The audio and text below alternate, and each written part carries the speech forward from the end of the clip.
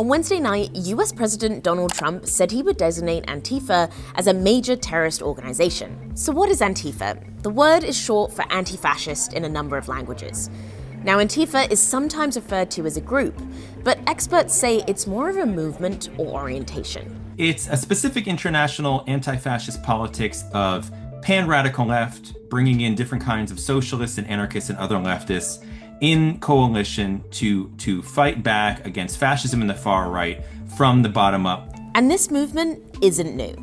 Anti-fascism as a movement, it goes back, of course, to the formation of fascism in Italy, Benito Mussolini in 1919, and the opposition to his party. And then, of course, from there, opposition to fascism in Italy, Nazi Germany, in Spain during the Spanish Civil War, World War II. The North American version of the Antifa movement formed in the 1980s. That kind of militant anti-fascist politics really made its appearance in the US with the creation of the Anti-Racist Action Network in the US, Canada, and to a small extent in Latin America. But by the early 2000s, the Antifa movement was mostly dormant. It really flourished with Trump's first presidential campaign and the Charlottesville Unite the Right rally of 2017. That far-right rally, organized by white nationalists over plans to remove a Confederate statue, was met with many counter-protesters, including various anti-fascist groups. The professor I spoke to said President Trump has used the word Antifa frequently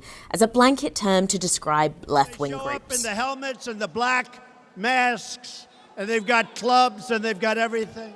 Antifa! He uses Antifa to describe anyone who might be opposed to him specifically, but the politics of the right in general, particularly labeling the movement for Black Lives and the racial justice protests that occurred in the summer of 2020 as Antifa protests, even though they weren't Antifa protests. They were a separate movement that has existed for decades in the United States. And that's when the president first tried to label Antifa as a terrorist group.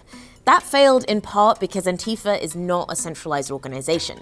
It doesn't have a website or a list of members or a designated leader.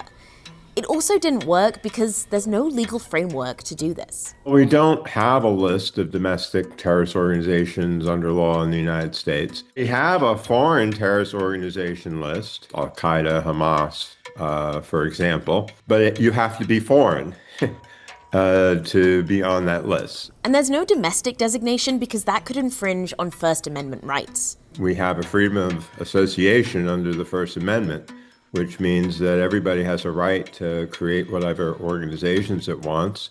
And you also have the right to believe any ideas that you want under the First Amendment.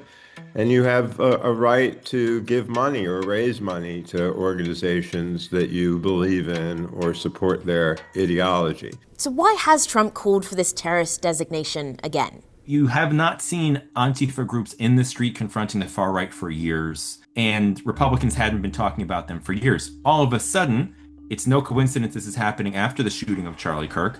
There's this interest among right-wing circles to try and lash out against them, a nebulous formulation for the left, for those they disagree with, and suddenly it's come up again. Now, to be clear, there's been no evidence to suggest that the suspect charged with Charlie Kirk's murder had any affiliation to Antifa. But legal experts say Trump's announcement on the backdrop of Kirk's murder, where VP J.D. Vance has said a movement of left-wing extremism had helped lead to Kirk's assassination, could all be an effort to squash any political opposition. If there isn't a formal Antifa organization, then it's a vague label that can be applied to anyone who is a political opponent of Donald Trump or of the right more generally. And as things are moving in more and more of an authoritarian direction, I think it's worthy of caution to think how that might be used that way, even if he hasn't done it in the past.